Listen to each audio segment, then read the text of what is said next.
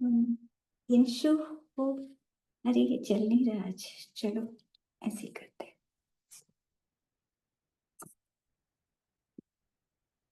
परम पूज्य देवाधिदेव 1008 श्री शांतिनाथ भगवान की जय। परम पूज्य आचार्य श्री उमा स्वामी जी महाराज की जय। परम पूज्य आचार्य श्री विद्यासागर जी महाराज की जय। मुनि श्री प्रणम्य सागर जी महाराज की जय। मोक्षमार्गस्य नेतारं भेतारं कर्मभृतां ज्ञातारं विश्वतत्त्वानां वन्दे तद्गुणलब्धये, वन्दे तद्गुणलब्धये। तत्वार सूत्र जी में 6वां अध्याय हमारा चल रहा है। इसमें हमारे सूत्र कितने हो गए थे कल? 25।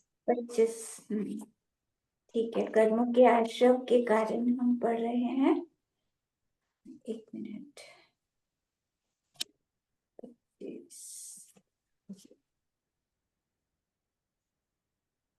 ठीक है। नीच गोत्र के आश्रव के कारण हमने कल पढ़े थे कि दूसरे की निंदा करने से नीच गोत्र का बंध होता है। अपनी प्रशंसा करें और दूसरे में जो गुण है उनको छिपाएं, मतलब दूसरे की प्रशंसा ना करें और अपने जो गुण है भी नहीं उनको बताते रहें, तो इससे नीच गोत्र कर्म का आश्रव होता है। अब उच्च गोत्र कर्म के आश्रव के कारण तद विपर्ययो नीचैर तद विपर्यो नीचैर वृत्यनुत्सेकौ चोत्तरस्य वृत्तेनुत्सेकौ चौतरस्य। नीच गोत्र के आश्रवों से विपरीत अर्थात पर प्रशंसा, आत्मनिंदा और नम्र वृत्ति तथा मत का अभाव, ये दूसरे उच्च गोत्र कर्म के आश्रव के कारण है। मतलब जो नीच गोत्र के लिए बताया था कि दूसरे की निंदा करेंगे तो नीच गोत्र का आश्रव, और निंदा नहीं करेंगे प्रशंसा करेंगे। दूसरों की प्रशंसा करना सीखना चाहिए। कोई कितना भी बुरा हो तो भी उसमें कोई ना कोई गुण तो होता ही है। तो पर की प्रशंसा करें, अपनी निंदा करें, अपनी प्रशंसा ना करके अपनी जो कमी है उसको उसकी निंदा करें। और नम्र स्वभाव, सबके साथ बहुत प्रेम से बोलना, नम्रता से बोलना और घमंड नहीं करना, इन सब से उच्च गोत्र कर्म का आश्रव होता है। अब अंतराय कर्म का आश्रव कैसे होता है? विघ्न करण मंतरायस्य विघ्न करण मंतरायस्य पर के दान, लाभ, भोग, उपभोग तथा वीर्य में विघ्न करना, यह अंतराय कर्म के आश्रव का कारण है। तो दूसरा कोई दान देना चाहता है, हम उसको मना कर दें कि नहीं दान नहीं देना, तो उससे क्या होगा? हमारा अंतराय कर्म बन जाएगा। लाभांतराय मतलब दानांतराय। फिर कभी हम दान देना चाहेंगे, हमारी बहुत इच्छा है दान देने की, लेकिन कोई दूसरा हमें मना कर देगा। तो कोई दान देना चाह रहा है तो उसे देने दो, उसको मना नहीं करना चाहिए। यह हमें ध्यान रखना चाहिए कि पर के दान को मना ना करें। इसी तरह लाभ, किसी को लाभ होने वाला है, कोई मतलब किसी भी तरह से लाभ होने वाला था लेकिन हमने रुकवा दिया, हमने कुछ ऐसा किया कि दूसरे को लाभ ना हो पाए, तो हमने उसमें अंतराय डाल दी किसी के लाभ में, तो हमें भी कभी लाभ होगा तो होने वाला होगा तो उसमें बाधा आ जाएगी। मतलब दूसरा भी कोई हमें मतलब होते होते रुक जाएगा, कहीं फायदा होना था होते होते रुक गया। इसी तरह भोग, भोग में अंतराय, भोग मतलब खाने पीने की चीजें। तो किसी को भोजन करते हुए मान लो किसी को भूख लग रही है बहुत तेज, और उसको बीच में से उठाएंगे तो पाप लगता है, भोगांतराय। उसे तो भूख लग रही थी, भोजन करते हुए या पहले ही उठा दिया, तो ये ठीक नहीं है। तो कभी हमें भी भूख लगी होगी, हम भी भोजन करने के लिए बैठे होंगे, तो हमें भी कोई उठाकर ले जाएगा। तो मतलब भोग अंतराय कर्म हम खुद ही तो बांधते हैं, अगर हम किसी के में अंतराय डालेंगे तो हमारे साथ भी ऐसे ही होगा। उपभोग अंतराय, उपभोग मतलब वस्त्र आभूषण आदि। तो कोई किसी को देना चाहता है उपभोग की चीजें, लेकिन हम उसमें बाधा डाल दें, किसी भी तरह से हम रोक दें कि ये क्यों दे रहे हो। तो मतलब उपभोग में भी किसी के बाधा नहीं डालनी, नहीं तो फिर वो हमारे भी उसी तरह के कर्म आएंगे और हमारे भी बाधा डलेगी। तो ये ध्यान रखना है चीजें। और किसी की शक्ति में विघ्न करना, मतलब किसी को कुछ ऐसा कह दिया जिससे उसके शरीर की शक्ति ही खत्म हो गई, एकदम बहुत कमजोरी आ गई, वो सुनकर घबरा गया, बहुत ज्यादा मतलब परेशान हो गया। तो ऐसे नहीं करना चाहिए, उससे फिर अपनी शक्ति में बाधा आती है। मतलब दूसरा अगर हमारी वजह से चिंतित हुआ, हमारी वजह से आकुलित हुआ, तो हमें भी कभी आकुलता होगी, उसी तरह से हमारी भी शक्ति कभी कम होगी, इसी तरह घबरा जाएंगे हम भी। तो हमें ऐसी चीजें इनके लिए मतलब बचना है कि दूसरों को हम ऐसा ना कहें, दूसरों के साथ ऐसा ना करें, नहीं तो अपना ही कर्म बन जाता है। तो दान देने में विघ्न करने से दानांतराय, इसी तरह लाभ, भोग, उपभोग और वीर्य, तो ये 5 तरह से अंतराय कर्म का बंद होता है। आश्रव चल रहा है अभी तो इन 5 से अंतराय कर्म का आश्रव होता है और फिर ये कर्म बन जाते हैं आगे चलकर। इति तत्वार्थ सूत्रे मोक्ष शास्त्रे षष्ठो अध्यायः। अब 7वां अध्याय प्रारंभ करते हैं। इसमें शुभ आश्रव, पुण्य कैसे बनता है, पुण्य का आश्रव कैसे होता है उसको बताते हैं। हिंसा नृतस्तेया ब्रह्म, हिंसा नृतस्तेया ब्रह्म, परिग्रहेभ्यो विरतिर्व्रतम्, परिगृहेभ्यो विरतिर्व्रतम्। हिंसा, झूठ, चोरी, कुशील और परिग्रह, इन 5 पापों का बुद्धिपूर्वक त्याग करने को व्रत कहते हैं। तो 5 पाप होते हैं, इनको बुद्धिपूर्वक त्याग करें, इसका नाम है व्रत। मतलब 5 अनुव्रत हो जाएंगे अगर इनका त्याग करेंगे, 5 अनुव्रतों को ले लें तो ये व्रत कहलाते हैं। अब व्रत के भेद 2 तरह के होते हैं। देश सर्वतोण महती, देश सर्वतोण तोण महती। व्रत के 2 भेद हैं, अनुव्रत और महाव्रत। अनुव्रत हिंसा आदि पापों का एक देश त्याग करना, ये अनुव्रत कहलाता है। और महाव्रत 5 पाप का सर्वदेश त्याग करना, ये महाव्रत। मुनिराज बिल्कुल भी पाप नहीं करते तो उनका महाव्रत होता है, इन 5 पापों को बिल्कुल भी नहीं करते। और गृहस्थ 5 पापों को थोड़ा थोड़ा, पूरा तो नहीं छोड़ सकते, घर में रहते हैं तो बस ध्यान से करते हैं, बाकी जैसे केंद्रीय की हिंसा तो हो ही जाती है, 2 इंद्रिय से पंचेंद्रिय की हिंसा जानबूझकर नहीं करते। तो इस तरह से एक देश त्याग करते हैं 5 पापों का, तो ये अनुव्रत कहलाता है। व्रतों की स्थिरता के कारण कहते हैं, तत्स्थैर्यार्थम भावना पंच पंच, तत्स्थैर्यार्थम भावना पंच पंच। उन व्रतों की स्थिरता के लिए प्रत्येक व्रत की 5-5 भावनाएं हैं। तो इन व्रतों को स्थिर रखना है तो हर व्रत की 5-5 भावना होती हैं कि उनको करने से वो हमारे व्रत और अच्छे हो जाते हैं। भावना किसे कहते हैं, किसी वस्तु को बार बार चिंतन करना, मतलब सिर्फ ले लिए इतना ही नहीं, हमें ध्यान रखना है रोज की हमने 5 अनुव्रत ले रखे हैं, हमें कहीं हमसे हिंसा ना हो जाए, काम करते हुए हम जीवों का ध्यान रखें कि कोई हिंसा ना हो जाए, कहीं हमने झूठ तो नहीं बोल दिया, सच बोलना, चोरी नहीं करना, मतलब 5 तरह के अनुव्रतों में ध्यान रखना। अब सबसे पहला जो अहिंसा अनुव्रत है, इसकी 5 भावनाएं कहते हैं। वांग मनो गुप्तिर्या दान निक्षेपण वांग मनोगुप्तिर्यादान निक्षेपण समित्यालोकित पान भोजनानि पंच समेत्या लोकित पान भोजनानि पंच।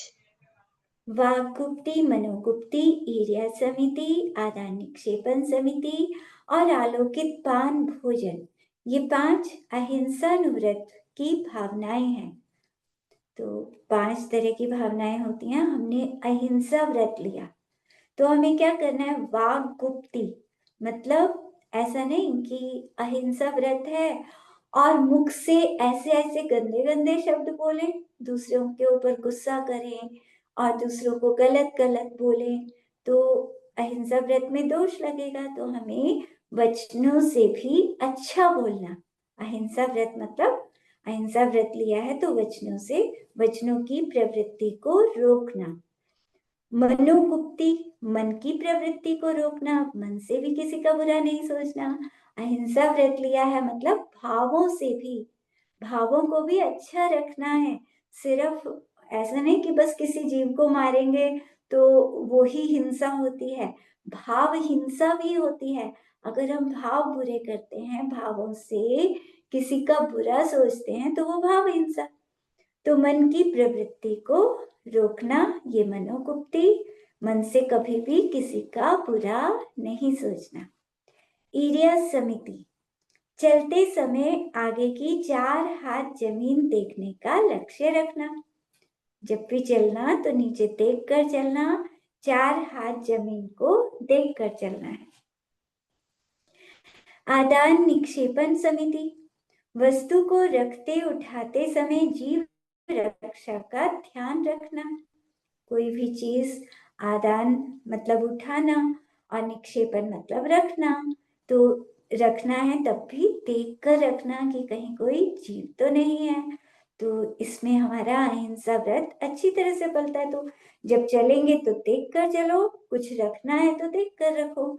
और आलोकित पान भोजन, भोजन पान ग्रहण करते समय देखने शोधने का ध्यान रखना। और दिन के प्रकाश में भोजन करना, अंधेरे में रात को तो पता ही नहीं लगेगा। तो रात को तो जीव गिर ही जाते हैं, लाइट भी जला लो तब भी गिरते हैं। तो दिन से करना चाहिए, कोशिश करनी चाहिए कि दिन में ही लें सब कुछ। और मतलब दिन में भी हम भोजन करते हैं तो उसमें भी थोड़ा सा देख कर लेना। ऐसा नहीं कि देख रहे हैं टीवी मोबाइल और कुछ भी खाए जा रहे हैं बस। तो थोड़ा सा उधर देख कर कि बिल्कुल ठीक ठाक है, कोई जीव तो नहीं आ गया उसमें। कई बार उड़ के भी आ जाता है कोई, अब ऐसे कई बार होता है। तो देख के खाना चाहिए। अगर देख कर हम भोजन करते हैं तो हमें पुण्य का बंध होता है, और बिना देखे करते हैं तो पाप का बंध होता है, क्योंकि उसमें जीव भी होगा, हमने देखा ही नहीं, हमने तो देखा नहीं ना, तो उसमें पाप लगेगा। इसके बाद तो ये अहिंसा व्रत हमने लिया है, हम सभी को लेना चाहिए। जिन्होंने नहीं लिया हो तो उनको भी लेना चाहिए।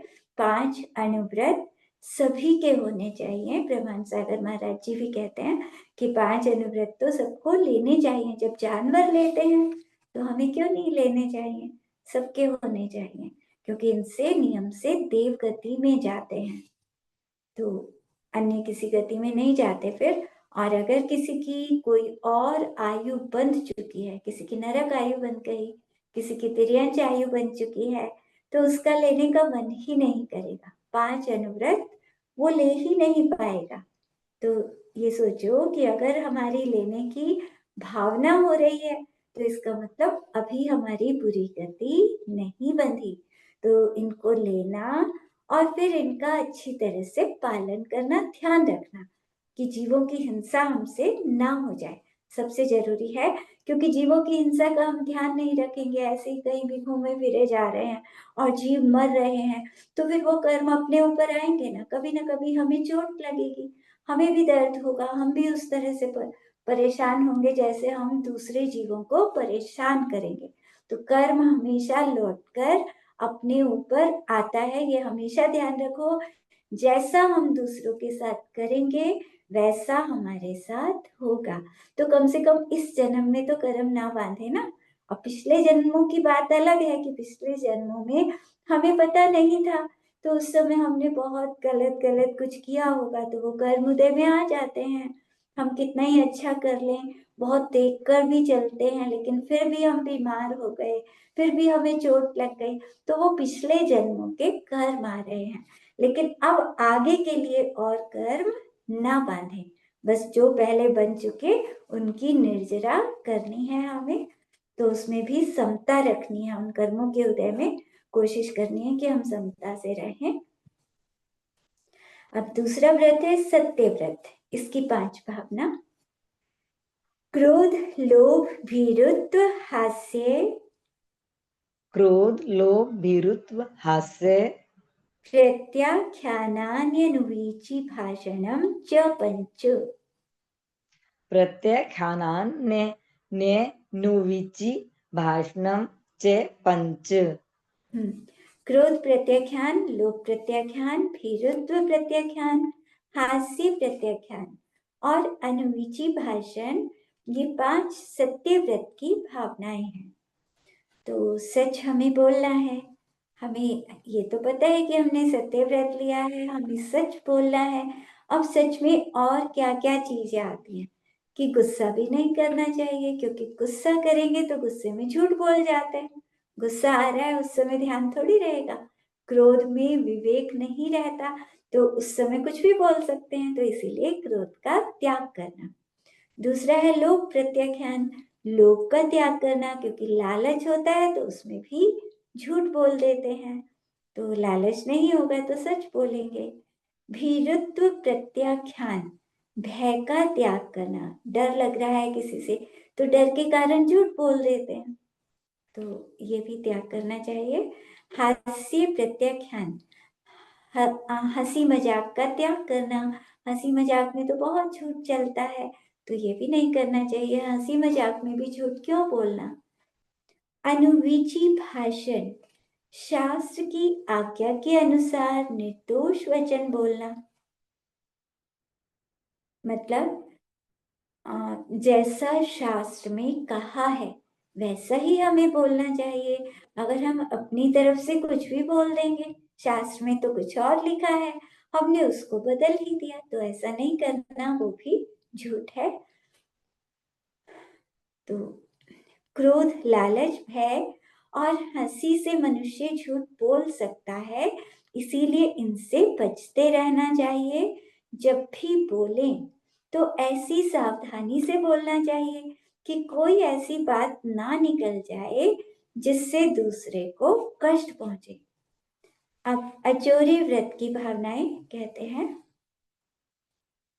शून्यागार विमोचितावास, शून्यगार विमोचितावास, परोपरोधाकरण भैक्ष्य शुद्धि, परोपरोधा कारण भैक्ष्य शुद्धि, सधर्मा विसंवादाः पंच। सधर्मा विसंवादः पंच। शून्याकारावास, विमोचितावास, परोपरोधाकरण भैक्ष्य शुद्धि और सधर्मा विसंवाद, ये 5 अचोर्य व्रत हैं। तो शून्यागारावास मतलब ये मुनिराज इनको अच्छी तरह से पालन करते हैं। तो शून्यागार मतलब पर्वत की गुफा या वृक्ष की पोल, मतलब जो निर्जन स्थान है जहाँ कोई नहीं रहता, ऐसी जगह पर मुनिराज रहते हैं। ऐसा नहीं कि किसी का मतलब किसी के अधिकृत जगह है तो वहां बिना पूछे ऐसे नहीं रह सकते, लेकिन जहाँ कोई भी नहीं रहता वहां पर वो मुनिराज ठहर जाते हैं। विमोचिता वास, दूसरों के द्वारा छोड़े गए उजड़ स्थान में निवास करना, मतलब दूसरे जिसे छोड़कर जा चुके हैं, बिल्कुल उजड़ कोई स्थान है, तो वहां पर मुनिराज ऐसी ऐसी जगह पे रहते हैं। पहले जंगलों में, वनों में रहते थे, तो इस तरह के स्थान पर रहते थे। परोपरोधा करण, जहां आप ठहरे हैं वहां दूसरे को ठहरने से नहीं रोकना। ये हमने उसमें पढ़ी थी ना, अभयदान में, सुअर और शेर उनका पढ़ा था। मतलब दो व्यक्तियों ने एक धर्मशाला बनवाई थी कि जो भी हमारा मेहमान आएगा वहां रुकेगा। तो मुनिराज, एक जैन था तो वो तो मुनिराज को लाया और दूसरे ने मुनिराज को बाहर निकाल दिया। तो ऐसा नहीं करना चाहिए ना। तो मुनिराज ने तो खैर वहां कुछ भी नहीं किया था, मुनिराज तो चुपचाप, सर्दी के दिन थे और बाहर आकर बैठ गए। तो सारी रात उन्होंने वृक्ष के नीचे बिता ली। तो अब यहाँ क्या कह रहे हैं कि मान लो कोई मुनिराज किसी, कहीं रास्ते में एक ही कमरा है और उसमें वो ठहरे हुए हैं और वहीं पर दूसरा भी कोई आकर रुकने लगे, तो किसी को रोकना नहीं है। कोई और भी रुके तो रुक जाए, कोई दिक्कत नहीं, क्योंकि हमारा थोड़ी है वो। जहां हम रुके हैं वो हमारी जगह थोड़ी है, तो कोई भी रुक सकता है। तो अगर उसको रोकने से मतलब दूसरे को रुकने से मना करते हैं तो दोष लगेगा। तो ऐसा नहीं करना चाहिए। भैक्षी शुद्धि, चरणन योग शास्त्र के अनुसार भिक्षा की शुद्धि रखना। तो मतलब आहार जो लेना वो भी शुद्धि से लेना, अशुद्ध आहार नहीं लेना। सधर्मा विसंवाद, साधर्मी भाइयों से ये हमारा है, ये आपका है, ऐसे कलह नहीं करना। मतलब आपस में प्रेम से रहना है सभी के साथ, किसी तरह का भी वाद विवाद नहीं करना चाहिए, मंदिर में या कहीं भी किसी भी साधर्मी भाई से और अन्य से भी नहीं करना चाहिए। किसी से भी विवाद क्यों करें। ब्रह्मचर्य व्रत की भावनाएं। अब ब्रह्मचर्य व्रत, स्त्री राग कथा श्रवण, स्त्री राग कथा श्रवण, तन मनोहरांग निरीक्षण, तन मनोहरांग निरीक्षण, पूर्व रतानुस्मरण, पूर्व व्रतानुस्मरण, वृष्येष्ट रस, वृश्रेष्ठ रस, स्वशरीर संस्कार त्यागाः पंच। सब शरीर संस्कार त्यागः पंच। स्त्री राग कथा श्रवण त्याग, तन मनोहरांग निरीक्षण त्याग, पूर्व रतानुस्मरण त्याग, वृश्रेष्ठ रस त्याग और स्वशरीर संस्कार त्याग। ये 5 ब्रह्मचर्य व्रत की भावनाएं हैं। तो ब्रह्मचर्य व्रत लेते हैं तो क्या ध्यान रखना है। सबसे पहला, स्त्री राग कथा श्रवण त्याग। स्त्रियों में राग बढ़ाने वाली कथाओं को सुनने का त्याग करना। ब्रह्मचर्य व्रत लिया है तो जहां स्त्री के प्रति राग बढ़े तो स्त्रियों की ऐसी बातें क्यों करना या इस तरह की मूवीज वगैरह क्यों देखना। तन मनोहरांग निरीक्षण त्याग, स्त्री के सुंदर अंग उपांगों को देखने का त्याग करना। तो किसी भी स्त्री को गलत भावों से क्यों देखना, सबको बहन के समान, माता के समान, बेटी के समान ऐसे देखना चाहिए। पूर्व रतानुस्मरण त्याग, तो जैसे स्त्रियों के लिए है, मतलब पुरुष को स्त्रियों को ऐसे देखना चाहिए, तो स्त्रियां भी पुरुष के प्रति गलत भाव ना करें, वो भी भाई की तरह समझें कि सब भाई की तरह हैं, पिता के समान और पुत्र के समान, इस तरह का भाव होना चाहिए। पूर्व रतानुस्मरण त्याग, आवृत अवस्था में भोगे विषयों के स्मरण का त्याग करना। जब व्रत नहीं थे, ब्रह्मचर्य व्रत नहीं था, उस समय कोई गलत कार्य या उस समय जो भोगे थे विषय, उनको याद भी नहीं करना, त्याग दिया। ब्रह्मचर्य व्रत ले लिया तो अब उन्हें स्मरण नहीं करना। वृश्येष्ठ रस त्याग, काम वर्धक गरिष्ठ रसों का त्याग करना। मतलब बहुत ज्यादा गरिष्ठ भोजन नहीं करना चाहिए। ब्रह्मचर्य व्रत लेते हैं तो नॉर्मल अपना भोजन होना चाहिए। स्व शरीर संस्कार त्याग, अपने शरीर को ऐसे सजाना कि दूसरे के भाव खराब हो जाएं। तो ऐसा नहीं सजाना, जितना जरूरी होता है बस उतना नॉर्मल रखना, बहुत ज्यादा श्रृंगार आदि नहीं करना। और मंदिर में तो बहुत श्रृंगार करके जाएंगे तो क्या होगा, पाप का बंध होगा, क्योंकि सबकी दृष्टि उधर जाएगी, सबके भाव खराब होंगे। तो मंदिर में सिंपल जाना चाहिए, अपने सादे वस्त्र पहनकर नॉर्मल जाना चाहिए, कि बिल्कुल मतलब सब कुछ ठीक रहे उससे। मतलब हम किसी के मन में हमारी वजह से गलत भाव क्यों आए, तो ऐसा रहें कि हम बिल्कुल अच्छे बनके, क्योंकि ब्रह्मचर्य व्रत लिया है तो वैसे भी शरीर को बहुत नहीं सजाना चाहिए। परिग्रह त्याग की भावनाएं। मनुज्ञा मनोकेंद्रिय विषय राग द्वेष मनोज्ञा मनोज्ञेन्द्रिय विषय राग द्वेष वर्जनानि पंच। वर्जनानि पंच। पांच इंद्रियों के इष्ट विषयों में राग नहीं करना और अनिष्ट विषयों में द्वेष नहीं करना, ये पांच परिग्रह त्याग व्रत की भावनाएं हैं। तो पांच इंद्रिय के जो इष्ट विषय हैं, जो अच्छे लगते हैं पांचों इंद्रियों से, तो उनमें राग नहीं करना, ठीक है, नॉर्मल जैसा है ठीक है। और कोई बुरा विषय है, कुछ बुरा दिख जाए तो उनसे द्वेष नहीं करना। मान लो पांचों इंद्रियों का है ना कि स्पर्श में, मान लो कोई कोमल चीज है तो उसमें खुश नहीं होना, कोई कठोर है तो उससे द्वेष नहीं करना।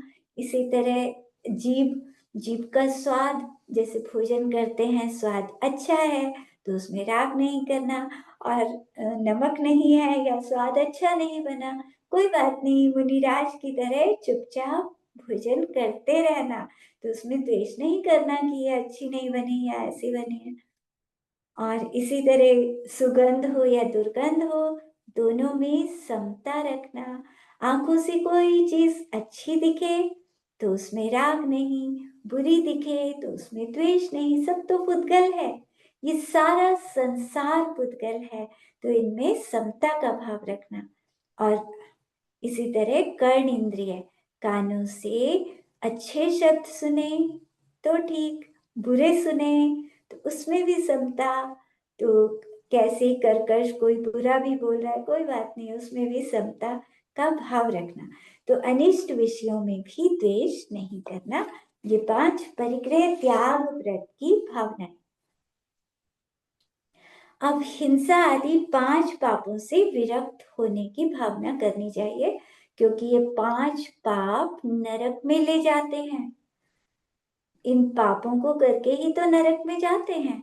मतलब यहाँ एक बार किसी जीव को मारा, एक बार पाप किया और नरक में जाके सालों तक मरना पड़ेगा, बार बार काटा जाएगा, मारा जाएगा, कितना अनंत गुना कष्ट मिलता है।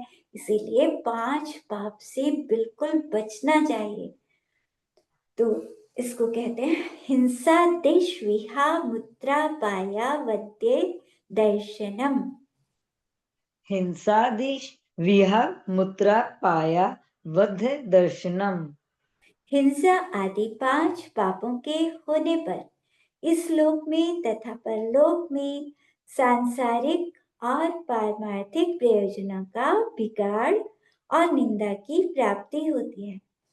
तो हिंसा आदि पांच पाप अगर हो जाए, मतलब पांच पाप कोई करेगा तो इस लोक में निंदा, किसी ने किसी को मारा, किसी ने झूठ बोल दिया, तो सब लोग कहते हैं ना कि देखो वो कितना गलत है, कितना बुरा इंसान है, तो यहाँ भी निंदा होती है और परलोक में भी बुरा हो जाता है, बुरी गति में चले जाते हैं। तो इसीलिए इन पापों को नहीं करना चाहिए। यहाँ भी आपत्तियां आ जाती हैं और आगे भी आपत्तियां आती हैं, अगले जन्म में तो फिर सागरों तक आपत्तियां आएंगी। इसीलिए अपने ऊपर आपत्ति क्यों बुलाना, कोई अपने आप को चोट मारता है क्या? कोई जानबूझकर और अपने मारे खूब जोर से, तो ऐसा तो मूर्ख ही करेगा कोई। तो अपने आप को चोट क्यों मारे, मतलब हम ऐसा पाप क्यों करें कि हमें नरक में जाना पड़े? हम स्वयं को नरक में या तिर्यंश में क्यों ले जाएं? तो हम अच्छे अच्छे काम करें ताकि हम सुखी रहें, अपने को अच्छी जगह ले जाएं। अब पापों से विरक्त विरक्त होने की भावना कह रहे हैं, दुखमेव वा। दुख में वा। हिंसा आदि 5 पाप ये दुख रूप है, इनसे दुख मिलेगा, सुख नहीं मिलेगा। एक भी पाप करते हैं तो मतलब जैसे हिंसा करी तो उससे अपनी हिंसा होगी, दूसरे को मारा तो खुद मरना पड़ेगा, झूठ बोला तो हमें भी कोई धोखा देगा, हमारे साथ भी कोई झूठ बोलेगा और नरक तिर्यंज में भी पहुंच सकते हैं, झूठ बोलने से नरक में भी चले जाते हैं। और इसी तरह चोरी करेंगे तो चोरी करने वाला भी नरक में जाता है, और दूसरे की चीज चोरी करी तो अपना कभी नुकसान होगा, अपना कई गुना नुकसान होगा। यहाँ दूसरे का थोड़ा सा लिया था, वो कई गुना बढ़ के आएगा कर्म, अपना फल जो देगा। इसीलिए चोरी भी क्यों करना। इसी तरह कुशील पाप क्यों करना। फिर वहां नरकों में जाना पड़ेगा कुशील पाप से, और नरकों में क्या होगा फिर, वो लोहे की पुतली होती है ना, वहां पे आग की ज्वालाएं निकलती हुई, जलती हुई आग की पुतली होती है, लोहे की पुतली, तो वो आलिंगन करती है। फिर पर स्त्री की बहुत इच्छा थी यहाँ पर, तो जो यहाँ ऐसे पर स्त्री की इच्छा करता है तो फिर नरक में इस तरह का कष्ट भोगना पड़ता है, भयानक कष्ट। चिल्लाता है वो नारकी खूब जोर जोर से, लेकिन वो छोड़ती नहीं है।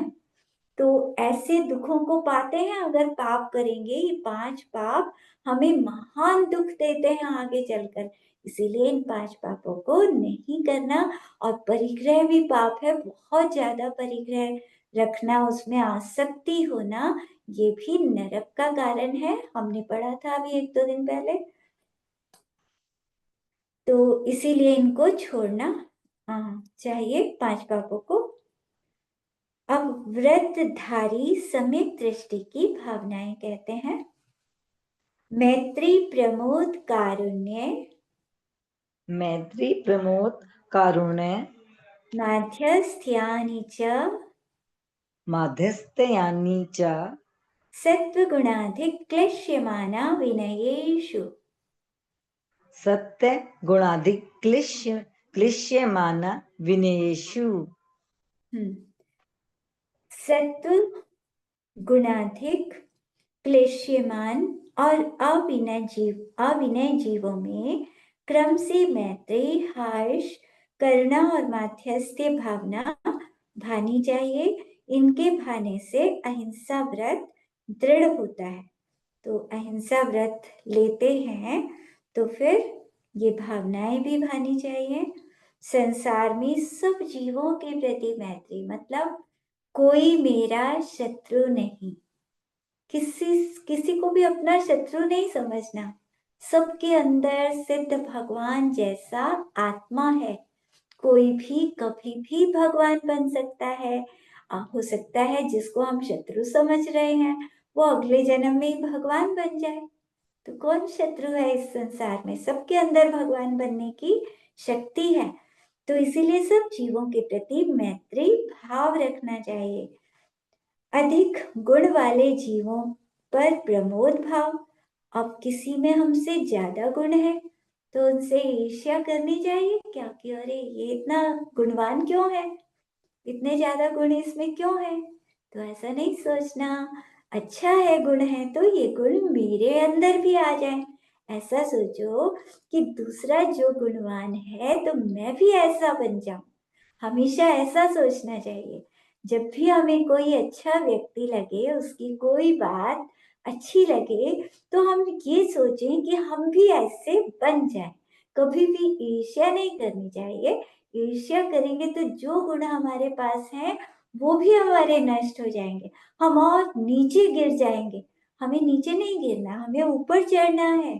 तो जहां जिसके अंदर गुण दिखाई दे, कोई भी गुण दिखे, एक बच्चे से भी ले सकते हैं, बच्चे के अंदर भी कोई गुण दिखे तो हम सोचें कि अरे ये बच्चा कितना समता वाला है, इसको कोई फर्क ही नहीं पड़ता, किसी ने उसको मारा भी फिर वही वो प्यार से बोल रहा है, मारने के बाद भी बच्चे के अंदर कोई द्वेष का भाव नहीं होता, बच्चा फिर भी प्यार से बोलता है। तो बच्चों से भी सीखनी चाहिए ये बातें। तो अच्छी बात जहां मिले वहां से सीख लेनी चाहिए और भावना करनी चाहिए कि मैं भी ऐसा बन जाऊं। किसी से भी ईर्ष्या तो करनी ही नहीं, सबको देखकर खुश होना चाहिए। क्लिश्यमान जीवों पर कारुण्य भाव। अब जो दुखी है जीव, कोई परेशान है, दुखी है, तो उन पर करुणा करनी चाहिए, करुणा का भाव करना चाहिए। अविनयी जीवों पर माध्यस्थ्य भाव होना चाहिए। जो अविनयी है, विनय नहीं करते, उनके प्रति समता रखनी चाहिए। मतलब कोई निंदा भी कर रहे हैं, कोई धर्म की निंदा कर रहे हैं, कुछ भी कर रहे हैं, ठीक है, उनका कर्म ही ऐसा है। उनसे द्वेष नहीं करना कि वो निंदा कर रहे हैं तो हम उनसे द्वेष कर लें।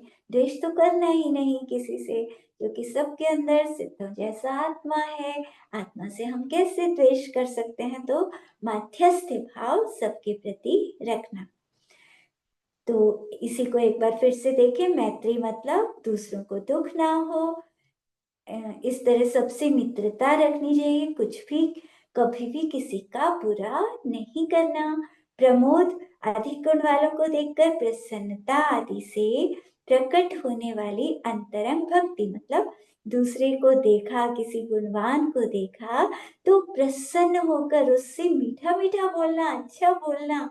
ऐसा नहीं कि मन में ईर्ष्या करना, अरे ये इतना अच्छा क्यों है। ईर्ष्या नहीं करना, उससे बुरे कर्मों का बंध होगा अपना। तो बहुत खुश होना चाहिए दूसरों को देखकर। कारुण्य दुखी जीवों का उपकार करना। और माध्यस्थ जो जीव तत्वार्थ श्रद्धान से रहित है, तत्वों पर जिनको विश्वास ही नहीं है, जो शास्त्र पढ़ते ही नहीं, धर्म करते ही नहीं, और अगर उनको धर्म का उपदेश दो तो और उल्टा चिढ़ जाते हैं, सुनना ही नहीं चाहते। तो मत सुनाओ उन्हें, कोई बात नहीं, शांत परिणाम रखो। जब उनका समय आएगा वो अपने आप धर्म में लग जाएंगे, हमें ज्यादा चिंता नहीं करनी, क्योंकि हर जीव के अपने कर्म होते हैं। हमें प्रेम से समझाना है। और आचार्यों ने क्या कहा है कि धर्म का उपदेश किसे देना है?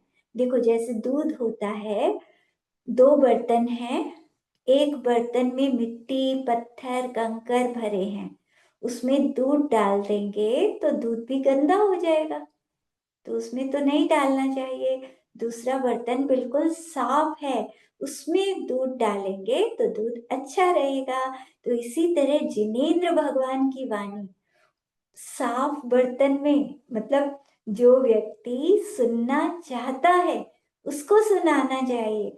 जो सुनना ही नहीं चाहता उसको जबरदस्ती क्यों सुनाए जा रहे हैं? वो अभिनय कर रहा है, हम इतनी अच्छी अच्छी उसे बातें बता रहे हैं, वो मुंह बना रहा है कि जबरदस्ती सुनाए जा रहे हो, जबरदस्ती सुनना पड़ रहा है, तो ऐसे को क्यों सुनाओ?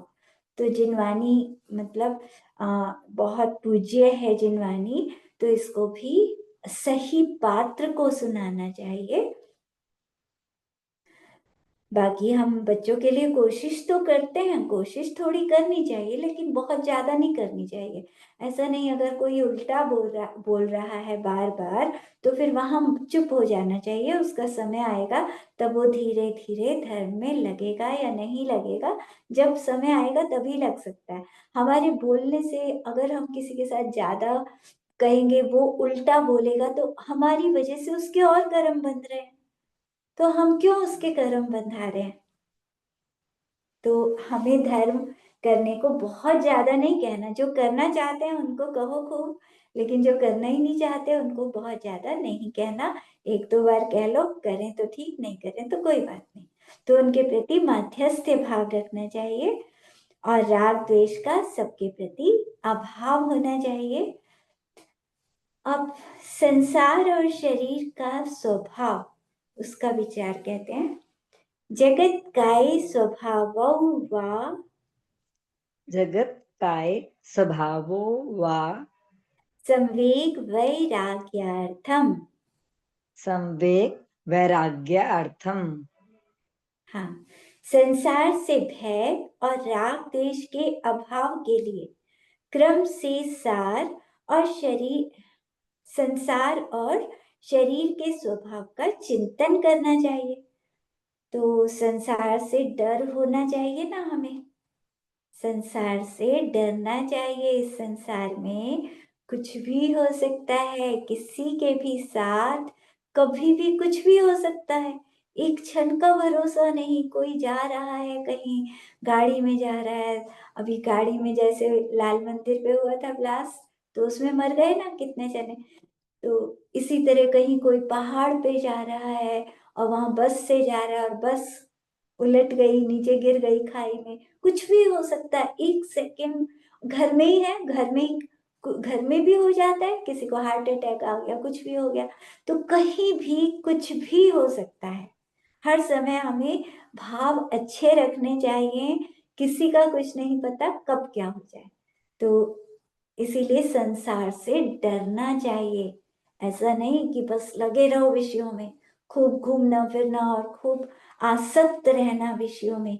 तो हमें धर्म में लगना चाहिए। ये मुश्किल से तो मनुष्य जीवन मिला है।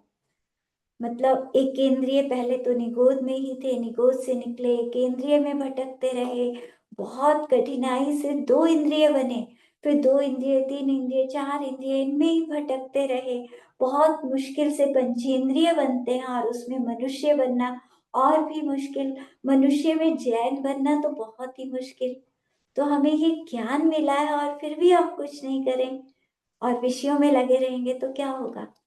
फिर कुछ नहीं होने वाला। फिर आगे भटकते ही रहेंगे। जैसे मतलब हमें इस बात को सीरियस लेना चाहिए।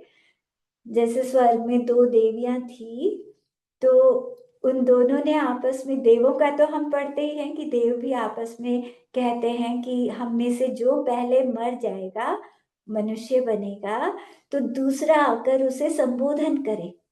तो आपस में जो मित्र होते हैं वो इस तरह से कहते हैं और वो आके संबोधन करते हैं, तो फिर वो मुनि बन जाते हैं। तो इसी तरह दो देवियां थी स्वर्ग में, और उन्होंने भी आपस में कहा कि हम दोनों में से जिसकी मृत्यु पहले होगी, तो दूसरी देवी उसको संबोधन करेगी। तो उन्होंने आपस में पक्का कर लिया कि जो पहले जाएगा तो दूसरे को उसे बताना है आकर। तो एक उनमें से देवी मरी और मरने के बाद एक राजा की बेटी बनी, राजकुमारी। अब उस राजकुमारी का, जब वो बड़ी हो गई, तो राजा ने उसका स्वयंवर रचाया। दूर दूर से राजकुमार, बहुत सुंदर सुंदर सब आए हुए थे, और राजकुमारी भी बिल्कुल मतलब सज संवर रही थी, विवाह के लिए तैयार थी। तो तभी उस देवी ने, दूसरी देवी को याद आया कि अरे ये विवाह कर रही है, मुझे जाके बताना है इसको, हमने प्रॉमिस किया था, मतलब इस तरह से निश्चय किया था। तो वो पहुंच जाती है, उस जब वो तैयार हो रही थी, तो वहीं जाकर वो कहती है कि अरे तुम विवाह कर रही हो, तुम्हें धर्म करना है, विषय भोगों में नहीं फंसना। यहाँ पर तुम्हें याद है जब तुम स्वर्ग में थी, तो हमने आपस में कहा था कि हम एक दूसरे को याद दिलाएंगे।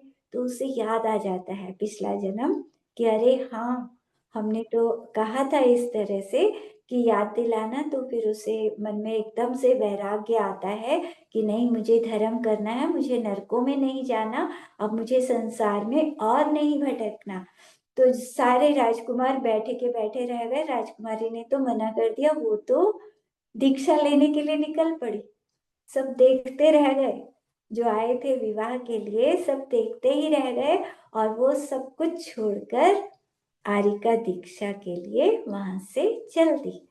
तो मतलब संसार से डरना चाहिए। इस संसार को लोग, मतलब जो ज्ञानी जीव होते हैं, तो वो एकदम से छोड़ देते हैं, इसमें आसक्त नहीं होते। चक्रवर्ती राजा होते हैं इतने बड़े, इतना वैभव, और एकदम छोड़ के चल देते हैं।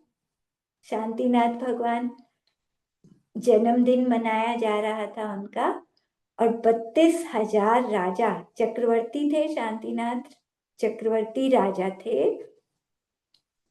तो 32,000 राजा सब आए हुए थे, सब उनका जन्मदिन खूब उत्सव मनाए जा रहे थे। और जब वो तैयार हो रहे थे, तैयार होकर दर्पण में देखते हैं, तो दर्पण में उनको अपना मुनि रूप दिखाई दे जाता है। तब उन्हें जाति स्मरण होता है और एकदम जन्मदिन मनाना तो सब रह गया, अब वो तो दीक्षा के लिए तैयार हो जाते हैं। तो इसी तरह से होता है, मतलब हमारे मन में कम से कम संसार से डर बना रहना चाहिए।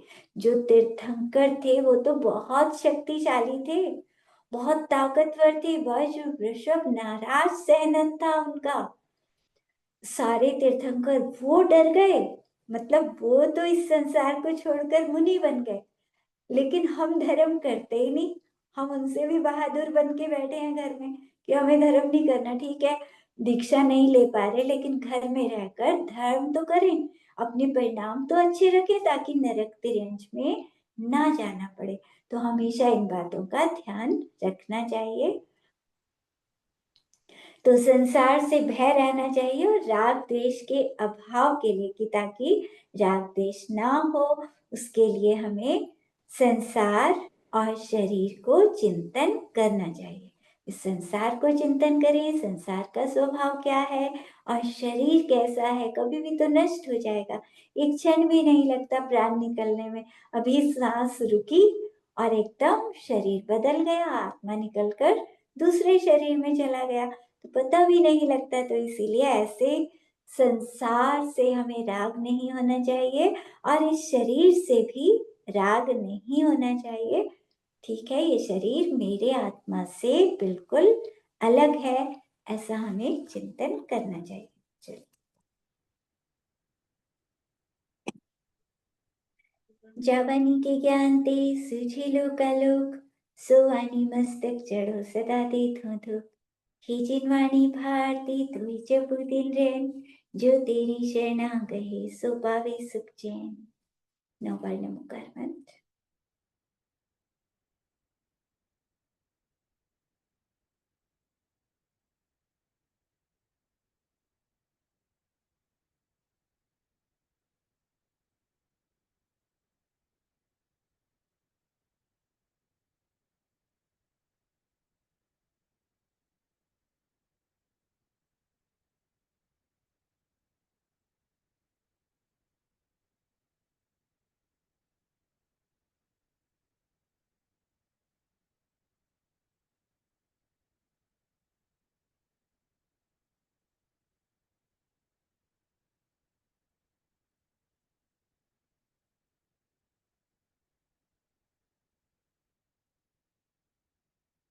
कुछ पूछना तो नहीं किसी को?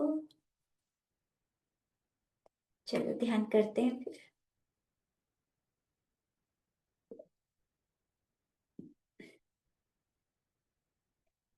ज्ञान स्वरूपी मेरा आत्मा परम शांत, परम पवित्र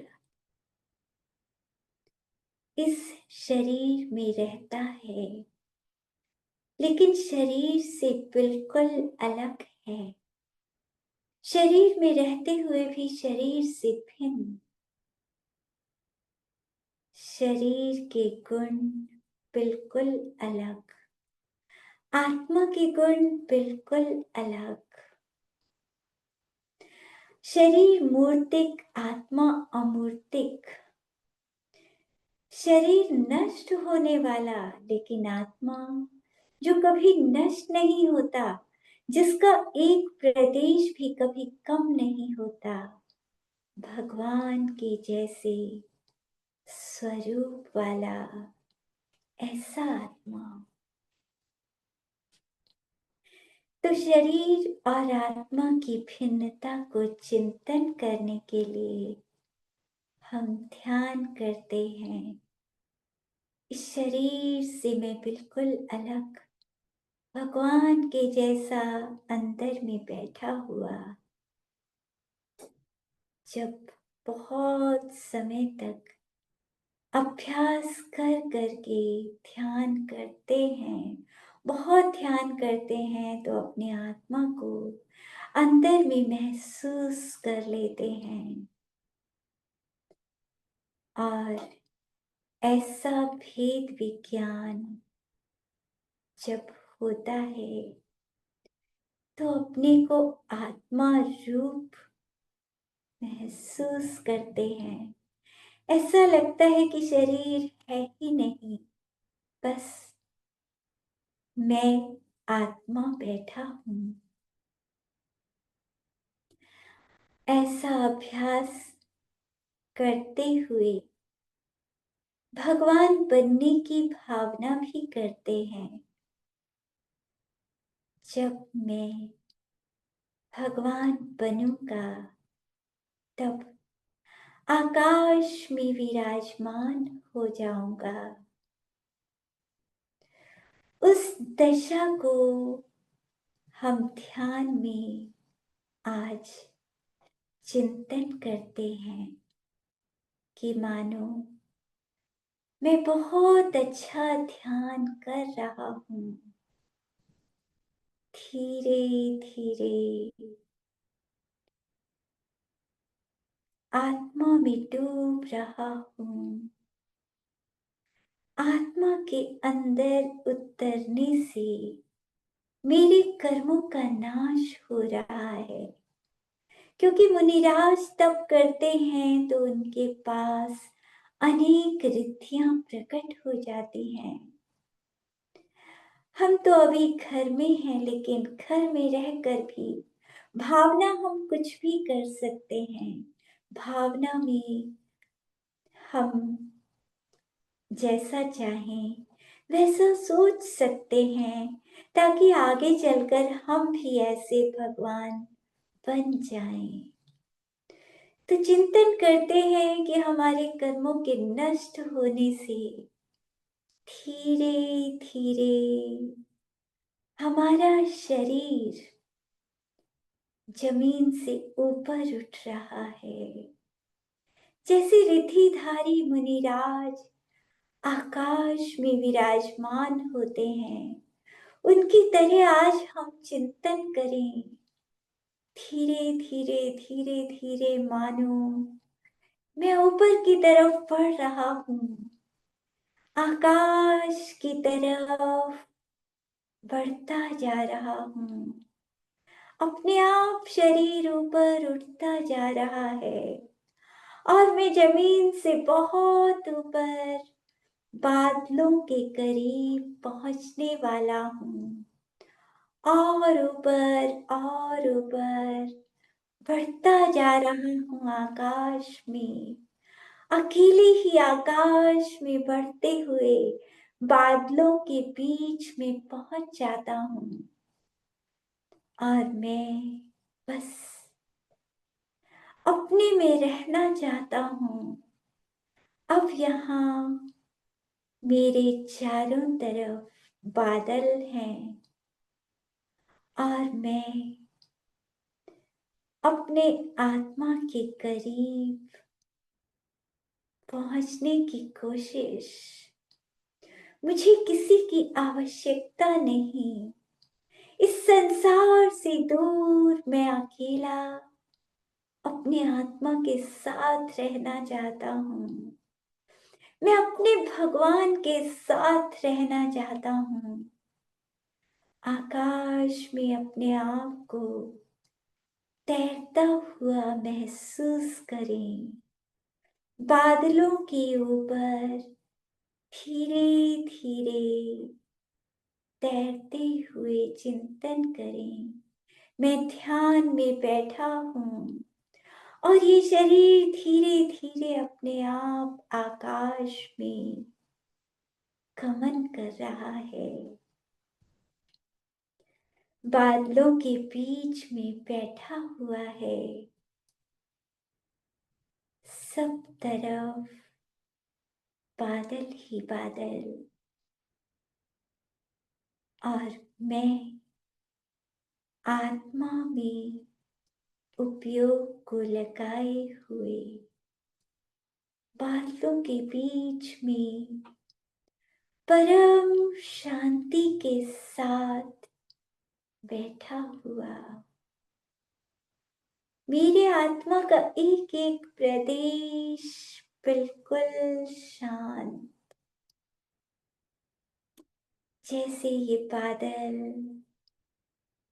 शांत है, ऐसे मेरा आत्मा शांत अपनी आत्मा को भी अंदर प्रकाश की तरह महसूस करना, जैसे बाहर बादलों का प्रकाश, ऐसे मेरे अंदर आत्मा का प्रकाश। अपनी आत्मा को प्रकाश रूप में आकाश में तैरते हुए, जैसे सिद्ध भगवान सफेद प्रकाश के रूप में उनको हम देखते हैं, ऐसे अपने आत्मा को भी सफेद प्रकाश के रूप में आकाश में तैरते हुए चिंतन करें। मैं बस ऐसे ही आकाश में शांति से अपने आत्मा में रहूं। एक ना एक दिन ऐसा आएगा जब मैं अरिहंत बन जाऊंगा, और अरिहंत बनकर ऐसे ही आकाश में पहुंच जाऊंगा। बस मुझे अरिहंत ही तो बनना है, उसी के लिए तो मैं अभी से अभ्यास कर रहा हूँ। मैं अभी से उस आनंद को लेना चाह रहा हूँ। कैसा होगा वो आनंद जब मैं अरिहंत बनकर आकाश में विराजमान हो जाऊंगा। उस आनंद को मैं अभी से चिंतन करना चाहता हूँ।